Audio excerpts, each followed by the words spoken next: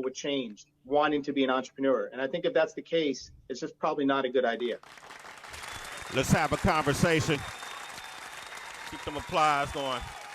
Let's have a conversation about financial stability, vision, about growth, generational wealth, autonomy, being independent, being sovereign as a mogul, being able to survive regardless of what your country's politics are. Let's have a conversation about entrepreneurship and its value and what that means. Let's have a conversation about a tried and true entrepreneur mogul. Let's have tycoon even. Let's have this conversation. He's an investor, a TV personality, author, motivational speaker. I know he's an author because I voice his audiobooks, HB. I know he's an author. I heard you on that. I know he's an author. Give it up for my brother, Daymond John. He's here. Yeah. Let's have a DJ Play. I don't know with that intro. I don't want to let anybody down. I want to pop off right now. Yeah. That intro crazy. Nah, D. We can't do it, man. We got a great conversation. I want any and everyone who wants to learn about entrepreneurship to call up right now. Entrepreneurship, being your own boss, creating your own path. Don't worry about the government, no matter what party you thinking about. It ain't got nothing to do with you. Hey, man, it's some freedom in that I think we all should be able to experience, D. Entrepreneurship. There's something called Black Entrepreneurs Day. That's this weekend, 7 p.m. on Facebook, YouTube, and Twitter. Easy to find. So after you watch Brittany Jordan's Political and Civic Engagement Boot Camp from 2 to 5 p.m., just go to BrittanyJordanESQ.com. You can watch the Black Entrepreneurs Day at 7 p.m. Eastern on Facebook, YouTube, and Twitter. Daymond John is spearheading this whole experience. Daymond John, what was it about? Like, why was this important for you to do, and how did you put it together? You know what? I want to share with you an accomplishment I shared with my wife last night that I never thought I would have. You know, I met every president that's living right now. You know, over the course of my life as a little brown boy from Queens, they got left back with a single mother. And yesterday, you know, President Bush flew me out to Dallas to speak for him, and me and Mark Cuban, and Mark was already there, and speak for his presidential library. Now I want, but check this out. I've witnessed every president speak. But I spoke with Mark Cuban and President Bush, you know, and I don't play no politics on what side I'm on.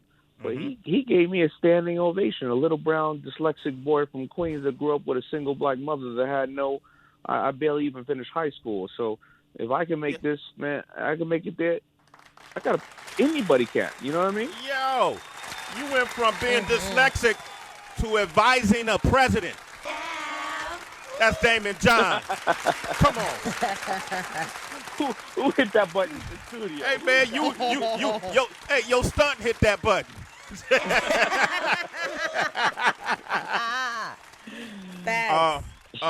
Let's talk about it. You know, one of the reasons entrepreneurship has been important to me. You know, I've partnered with companies, radio conglomerates, media conglomerates, Viacom, Evergreen, iHeart, all of these different folks. My corporation partnered with them. They didn't hire, they had to come to me through my corporation.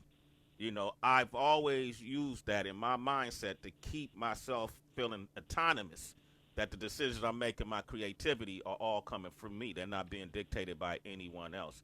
It's some freedom in that opens my mind to possibilities.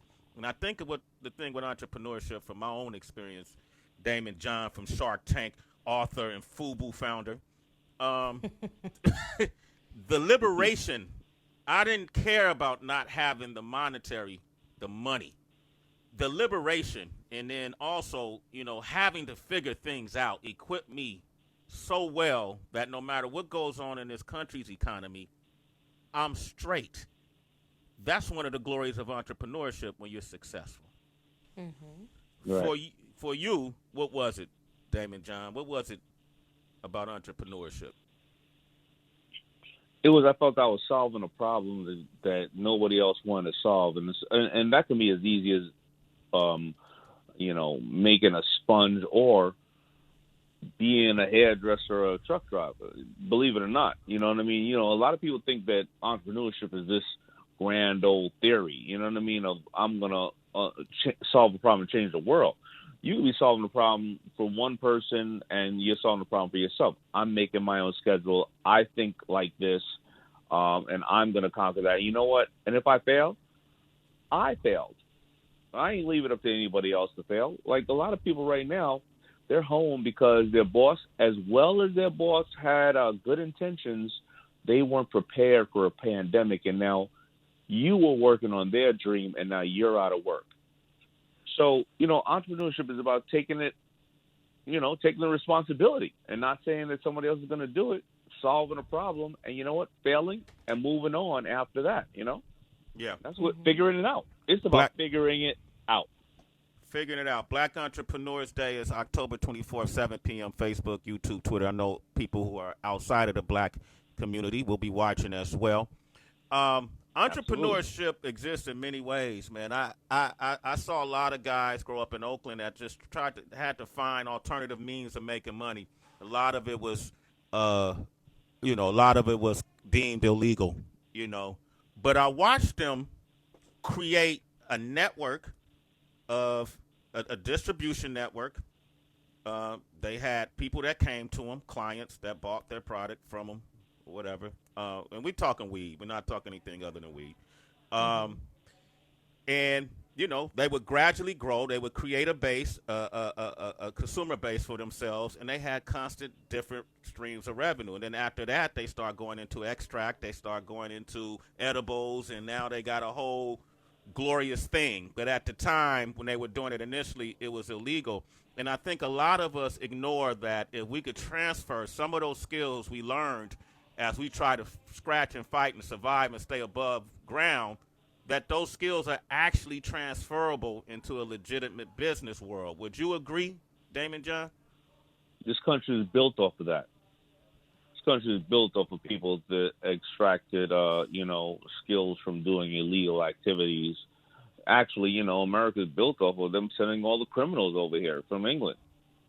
You know what I mean? Who built this great country of ours? I'm not saying that you should thrive off of that, but a lot of times entrepreneurs come out of a world of hustling, and it don't have to be illegal hustling. I don't care what it is, right? You're hustling, and they don't formalize, whatever their business is, and build a legal organization. But you still come out of the world of understanding how to sell to a customer and creating, something of value, whatever it may be. And then you build a company, and you actually create a corporation. You turn around and you're Henry Ford. This is what entrepreneurship is. Daymond John is here, and I'm gonna let you guys jump in. Black Entrepreneurs Day. Talk about that. Who will be there? All right, so Black Entrepreneurship Day. I was watching TV. It was about 3 months ago, and in a blink of an eye, 3 months ago is nothing when you go and get sponsors and people like that. And I was watching people burning down businesses, and I said they should be building businesses, but nobody's talking to them about how to build businesses because everybody's saying how fly they are and showing everybody their sizzle reel instead of their blooper reel. And I said, you know what? Let me call up a couple of friends. I called up, Gabrielle Union, Shaquille O'Neal, and Ice-T, Jamie Foxx, and Bob Johnson, LL Cool J. And this is a good thing, Sway. I want to tell you why I called up Bob Johnson, because Bob Johnson decided he's going to create a network. He influenced a guy named LL Cool J to become a rapper. LL Cool J influenced a little young kid named Daymond John to come out with some clothing, and he wore Daymond John's clothing. And that whole stigmatism of we don't help each other is bullshit, because I'm only here because LL's only here because of Bob Johnson and Russell Simmons and various other people. And I wanted to show people, here's who these people are, and here's their failures, here's their successes, and here's what they're doing today when we're all in a jam, right? And how we pivoting. Then I called up my corporate friends, Chase for business, and then Shaq called the general, and then Facebook jumped in and Yappa, and they said, "Yo, we want to put our name on this. We want to be on the marquee because we want to show other companies that they should be helping, these young men and women and even older men and women. Instead of burning businesses, they want to help them build businesses." Black Entrepreneur Days came around, and we're giving away $225,000 worth of grants, meaning 9, actually 10, because every time I do an interview like this, some friend of mine calls and says, "Yo, I got $25,000 for another grant for another company." So I think we're up to $250,000 worth of grants for companies who are pitching and just giving them $25,000 a piece. 10 companies right now, $25,000 a piece. Just pitch. That's it. It takes 45 seconds, and then we also have Chance the Rapper, Shaquille O'Neal is DJing, Chance the Rapper DJing, Questlove is DJing, and it's a big block party, giving away a bunch of money and talking about stuff like you and I are talking about right now so people can learn from it. I love it, man. Daymond John. I'm going to open up these phone lines. Daymond John. A lot of folks want to talk to you, but before they do, you and I did a couple of books together, correct, Daymond John? I like saying this. No. You did the book. I wrote it, but you brought it to life, man. Thank you. Absolutely. I just want to ask you, man. I heard we had an opportunity to submit for a Grammy consideration. Did that ever go through? We were too late for Grammy because you know what I should have done? I should have called you up and said how to do it because that's what you got to do when you're an entrepreneur. You gotta lean on people that know the business, and I didn't know how to submit it, and I think we were too late for the last Grammy one, so I think we got to submit for the next Grammy one. Okay, so what that means is you have to write another book within this year. So Oh man! I wrote one. Power Shift. We got to do that for Power Shift. We got to get that out. We got to get that out because the information in these books is so incredible. We got to get that out. We got Paula on the line from Vegas. Paula, Grand Rises. What's up, Paula? Good morning. Good morning. I listen to you guys every morning, and I appreciate everything you do. This morning you had me in tears, just the praise and worship that was going on. Oh, I yes. really appreciate what you did this morning. I wanted to say to Mr. John, I appreciate everything you do. I'm a business education teacher here in Las Vegas, and I teach minorities in a high school, 9th through 12th grade. And I use you as an example that you can set your mind towards anything and you can get to it. Right now we're working on starting a school business. Hopefully we can come back to school in January and we will take care of, our school needs and be able to get out there and just sell so I can show them this is how you run a small business. And I just appreciate everything that you do. Well, thank you so much.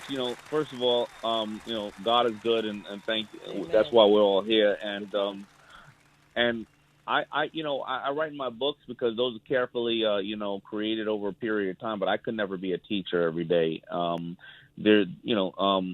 I really value teachers, because you've taken the time out of your life to raise our future. And I definitely appreciate you for that. And we need to teach more business because, we should be teaching business and financial intelligence in the school the way we teach shop. I'm not sure if you and I are ever going to need to build a damn birdhouse, but we definitely going to need financial intelligence to be an entrepreneur, either with balancing the checkbook at home or running a Fortune 500 company. So I appreciate you. Thank you, Paula. Thank you so much. All right.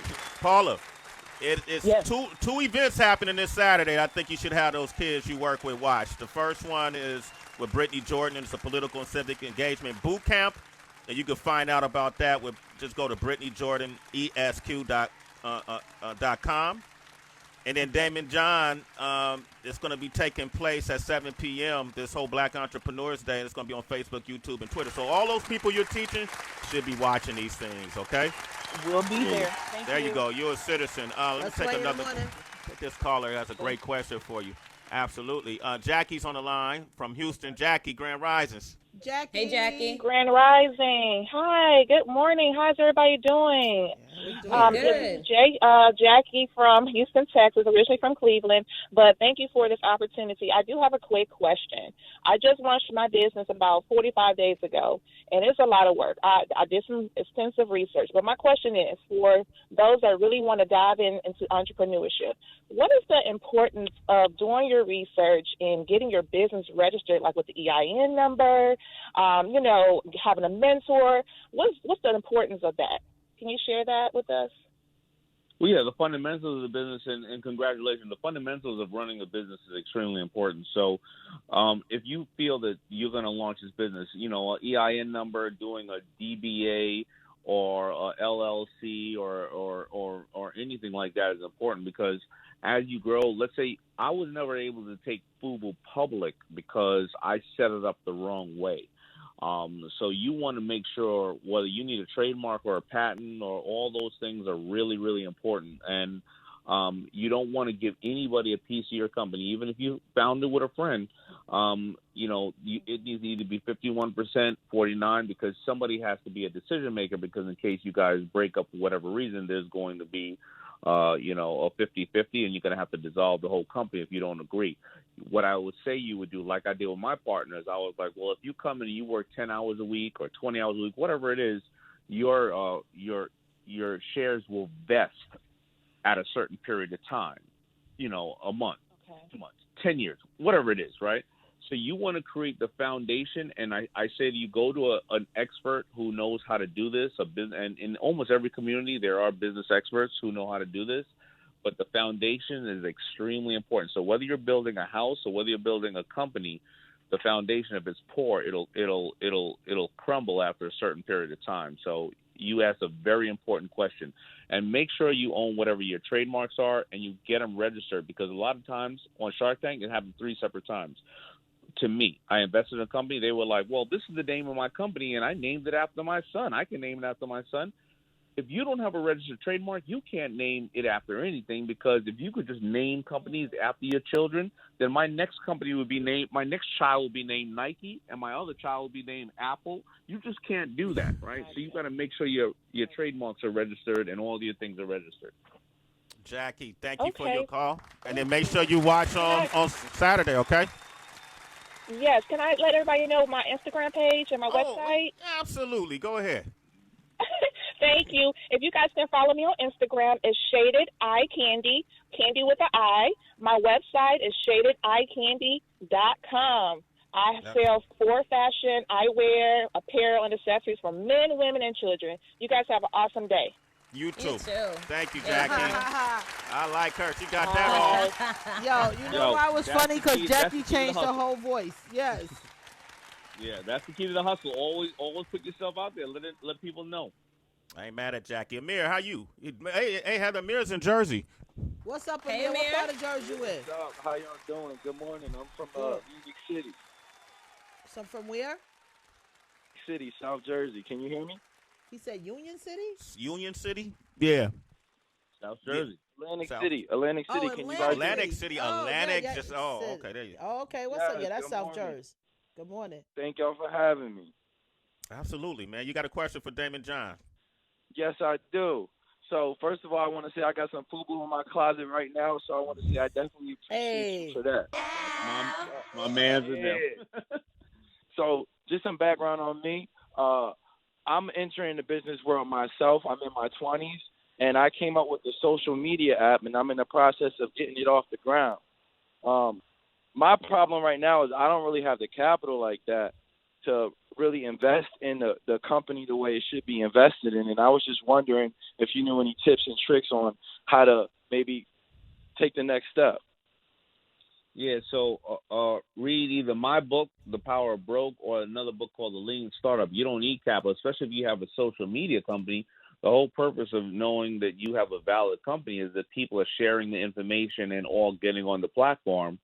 And you can find they're gonna be throwing money at you after that. I mean, this is the best time ever to raise money and capital once you have something, because before you had to spend 3 months running around to kiss everybody's ass and around the country, and now you can catch them all on Zoom and show them what you got, and they're gonna throw money at you because you can't park money almost any place else right now in the market. So you want to park it with entrepreneurs. So, and that's the problem, right? If you're going to go and sit there and say, well, I need money for my social media app, people are going to be like, but if ain't nobody on it, why am I going to give you money? You got to show me that it's social, and a lot of people right now probably rolling their eyes, another social media, platform. Well, I came out with T-shirts.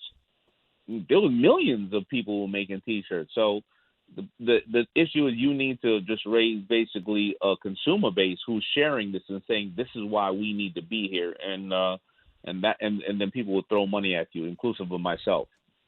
Hey Amir, I'm gonna do you a solid. You got Daymond John on the line, and I'm about to put on a man by the name of Dan from Missouri who has an organization that supports black business owners. So you see how that works? So recognize the timing. So it might be something here. Dan, welcome to the show, Grand Risings. How are you? What's up? Dan. Good morning, family. Good morning. Hey. What up, Dan? Hey, really quick, Sway. I met you and the family, Heather B, Tracy G, last year down at South by Southwest. Okay. We ran into each other at a restaurant after the morning show. And you gave us some love, man, and I appreciate you guys. You guys are phenomenal. Oh, thank you, man. Thank you. And kiss the baby for me. What Amir has a social media app that he started. If you invest, you have an organization that supports black business owners. What does that mean exactly? And how could a guy like Amir connect with your company? Absolutely. So we do it in a few different ways. We do have a soft skill-based entrepreneurship development workshop that we do. It's a 12-week workshop that we put entrepreneurs through. But it really ties into the soft skills because we see there's a shortfall in soft skills. But it does connect folks with individuals that are interested in investing in companies like Amir's. But Daymond John obviously knows what he's talking about. So when he's talking about you have to create the capital, the social capital for it first before you can actually get somebody willing to invest in it. I mean, that's way more important, getting folks to actually show that you have something that's viable, right? That's that minimum viable product. You know what I mean? So you got to invest more time into actually putting yourself out there and putting your app out there before you actually can start getting money and investors and whatnot. So it's exciting, though, man. You got to live through fear. We teach people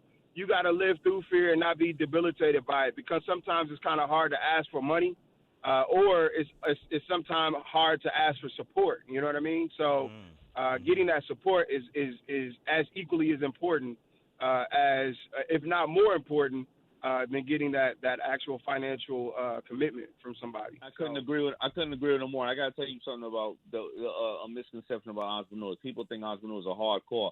Entrepreneurs are extremely vulnerable, and they're willing to risk that and show people that they're vulnerable and put themselves out there and be laughed at and have doors slammed in their face. But then all of a sudden you turn around and you be like, wait a minute, nobody believed in me. Oh, these couple of people believed in me, and that's why I'm here. Because if everybody saw your vision, then there was no reason for you. You've got to be a little vulnerable and put yourself out there.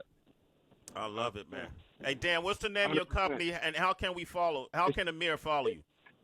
Absolutely. We got a website. It's theporterhousekc.com, porterhousek.com. The Porterhouse KC on all our social media platforms. My personal IG is IamD.C.Smith. So you can follow me there, man. We're doing a lot of good stuff down here in Kansas City, man. We're building our ecosystem, man. We're building the ecosystem that we want to see in the world, and we're trying to do it step by step, relationship by relationship. So we're really pushing it down here in Kansas City. Y'all do it big, man. Get up and hook up with Strange Music with Tech Nine over there, man. Make sure he can help you out. All right? That's family. Right, you're a citizen, family. Amir, thank you. And Amir, you're a citizen, too. I appreciate it so much. Thank you. Yo, bro, hey, you know how much people would pay? You know what I mean? Oh, that's what I'm saying. I'm just quiet. Yeah, man. Hey, but that means you in the right place at the right time for a reason, Amir. And you just got Mr. Shark Tank himself, Mr. Fubu himself. I can't even name all his accolades. If I named all his accolades, the show we'll be talking till tomorrow morning. We'll start the show. I'll still be naming them. All right, you all right with me? Take care. You're a citizen, Amir. My man. HB, that's Daymond John. That's I know. I'm trying to find out from Dame. What's up, Dame? If they got any fine print that I need to know about, because they said they doing 10 like giveaways and different things like that. But a lot of times when people have things like this, they say, well, family members and friends of people cannot apply for these things. So I'm just trying to see if I could apply too, Dave. The happy hour with Heather B is popping. I teach people how to cook and entertain at home. We need some more lights and everything in my kitchen. I could use 25 racks. What we doing, Dave? Absolutely. I just need to know who hitting that Al button. Is it you? Is it Trey? Don't worry about that, Dame. You on Sway in the morning, man. Come on. Tracy, you want to hit Dame up? Oh, my gosh. I always got a question for Dame. What's up, love? Thank you for joining us on the show once again. So I'm really curious to hear your thoughts around Quibi. A couple months back, we had one of the founders, I believe his name is Jeff Katzenberg. Yes, Jeff Katzenberg.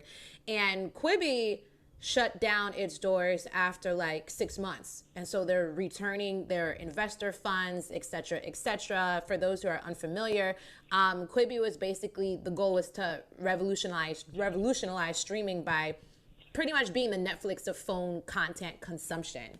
And to me, 6 months sounded so early, you know what I mean? And my question for you is, how do you determine whether to continue pushing in a business even when you've hit like a very, very challenging crossroads, or to really just be like, nah, let's not keep like watching this ship sink. Let's get out of it now. That's above my pay grade in this one, because Quibi, I just found out last night from Cuban, because that thing, Katzenberg is a legend in the business, and all and every studio had invested. I think they raised something like $10 billion to launch Quibi, and actually, come to think of it, I'm just thinking about this right now. Wait a minute, they was about to do one of my FUBU stories. So wait a minute, I'm losing out on this whole thing too. Damn, boy, sorry to be the bearer of bad news. I can't right now, yo. That's stupid. Yo, dang, you stupid for that one, yo. He said, wait a second. So anyway, I don't even want to talk about this one anymore. But let's talk about the sore spot. You know what? It's when you leave. It's when you felt you left everything on the table, and you went down all the roads, and you said, I'm gonna stop. Most entrepreneurs, honestly, they're into the fifth or sixth business. And the business don't got to be big. I mean, I handed out flyers to the street team, and then I drove a van. But usually, when you start your first business, you don't have the right legal work. The second business, legal work is there, but you don't got enough distribution in place. Third business, legal work and distribution is in place, and then and you get it right after the fifth business. You're like, holy, now I know what I need to do, and that's what usually happens with entrepreneurs. But they don't usually have the beauty of raising about $10 billion. Entrepreneurs really dig under the couch for their couple of pennies and stuff like that, and then they make small mistakes and they quit, because they made a bunch of small mistakes, and that's why they don't ruin their credit for 7 years and things of that nature. And that's by taking small steps, you get to become a good and a big entrepreneur. Just like all of you. I mean, all you guys, Tracy and Heather and Sway, you guys ain't walk on the radio and just start becoming a broadcaster. You try a little of this, you try a little of that, you try a little of this, and you realize what you wanted to do over the course of 5, 10, 15 years, and now we get the joy of hearing you. But you just ain't jump into it right away. I'm assuming, you know what I mean. But I'm pretty sure that I'm accurate on this. You made small steps in various different fields, and then you found out what really worked for you. Yeah. Absolutely, man. That's a great question, Tracy. Hey, Dame, I kind of don't feel like it was one question that kind of went unanswered, and before I let you go, Once again, this Saturday, 7 p.m. Eastern, Facebook, YouTube, and Twitter. Black Entrepreneurs Day. LL Cool J, Shaquille O'Neal, Gabrielle Union, Jamie Foxx, Chance the Rapper, Questlove, and many more. Robert Johnson, Chase Bank is down. All these folks. They're giving away $25,000 funding for business owners. Heather asked, is it okay if she could pitch, given her relationship with you? Yes, she absolutely can, because I'm not judging, and that's the best part about it. Our sponsors, and it's 25,000 times 10 people. Our sponsors are judging. So UPS, Chase for Business, the general insurance. So you may be pitching a financial tech app. You may be pitching a way to boxes, a way to ship things. So our sponsors are the ones pitching, are the ones judging. So you absolutely can. Okay, here's the follow-up question. Is it too late for her this weekend, or when is the next one?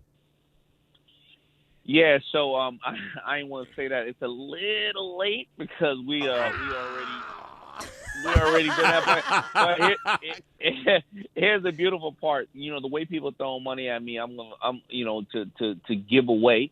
I'm sure we're gonna be doing this every single year, and I'm sure next year it's gonna be $50,000 a piece, or we're gonna just be picking 100 people. Okay. The money machine, I hear that. Hit me with an owl too. Go ahead, man. Hit him. We need that. Let me tell you what happened, man. We started having Daymond John come up on this show a couple years ago, but differently from everybody else. Mm-hmm. Everybody wanted Dame to come up and be a pundit and interview him, the whole shit. I was, I had working so many jobs. They knew when I came on this job, it was days I'm not going to be able to be here because I'm doing some other things as well. We had Daymond John come in and be a co-host. We put him to work. Mm-hmm. Yes, we did. We put Dame to work. Dame learned more about radio than he could have if he went to a broadcasting school. And so you can't even have interviews now without noticing all the little nuances. You probably hey, Dame, it was so much fun when I see what you guys do every day. I can't do it, man. I can't wake up that early and talk, and educate and entertain and listen to cats for 4 hours or something like that. It's amazing what you do, and I don't think people really understand it, Oh, thank you, man. Hey, man, we coming from you. I think we're all honored, Dame. I appreciate you, man. Congratulations on this. This is going to be around for a long time. Black Entrepreneurs Day. And then even quickly, it's called Black Entrepreneurs Day. My grandfather would have been great for your panel discussion, because he was a man who came from the South, migrated to the West at a young age. My grandmother joined them, and they ended up having 5 children and a bunch of grandkids, which is my generation, and some of the grandkids done had children. But he was a man that didn't have higher education initially, so he came and took a chance, and then he started working kind of building highways in the Bay and saving his money. And he was one of those first people to say, "Hey, man, why don't we buy a house in West Oakland? They're only about $5,000 or $6,000 or $7,000, right?" And people weren't in that mind frame, Dame. Right. People weren't thinking about proprietorship. Plus, the community had gone through so much being discriminated against through red line practices, so on and so forth. He ended up buying houses for his friends to get them started in his name, and then transfer them over to his friend's name, because he was building the equity and he was building the credit, right? Those houses turned into cabins in North Carolina, Northern California. He had his luxury items, his Cadillac, his boat, the whole nine. But through entrepreneurship, it's something that he installed in us by just watching him move, right? I feel like you should start teaching your kids. I taught my daughter about making a product and selling it when she was 6 years of age. She came up to MTV, and we took all these, we went across the street to Toys R Us, and we bought these little bracelet sets with beads and all that. She made a bunch of bracelets and ended up selling them for $100 and something at 6 years of age. In the black community, how important and at what age should we start teaching our kids about entrepreneurship? But how important is it to this community and its survival? It's very important. You got to teach them day one because we obviously know that we're marginalized. We obviously know the systemic issues out there, and it's not going to go away tomorrow. Will it improve? I believe so, but you got to show them that you can't depend on anybody. You know, listen, the African American community, we always have been hustlers, you know, and I'm talking about legal stuff, but we need to know how to formalize that and you know, and be able to find resources and do that, because that's the best thing about you know, the people of color. You know, we are resilient people and we will never stop. And you have to teach it early. And that's one of the challenges I have with my kids. You know, I happen to be in a place where, you know, my kids have what they want, and you give somebody everything, you make them the poorest person in the world. Right. And, you know, with our children, as we're growing up in the hood, I ain't have nothing. And it made me, you know, create the resources and be resilient to overcome these things. But we have to teach it at a very, very young age, or especially in this world now, you know, kids are coming up, like I said, always looking at people's sizzle reels instead of people's blooper reels. And you got to teach it at an early age. That is the most important thing to do, because we're born thinking like entrepreneurs. It's the people that change our minds and say, you can't do it, you're going to embarrass yourself, you're going to embarrass us, that makes us not think like entrepreneurs. But as a kid, you know, if you're taught those things and somebody says, I'm going to love you regardless of how many times you fail, but you got to go out there and fail fast, it you know, it makes you unstoppable. Yep. I love it, man. Daymond John. That was the answer. There you go. Yep, there you go. There you go. Yep. Hey, Well said, Dame. Hey, Dame, I miss you, man. So I love you guys, man. You know what? Next year, because we're gonna probably make this 2-day thing next year. I'm gonna probably have to lean on you guys for some help, come in and help host or do some other things.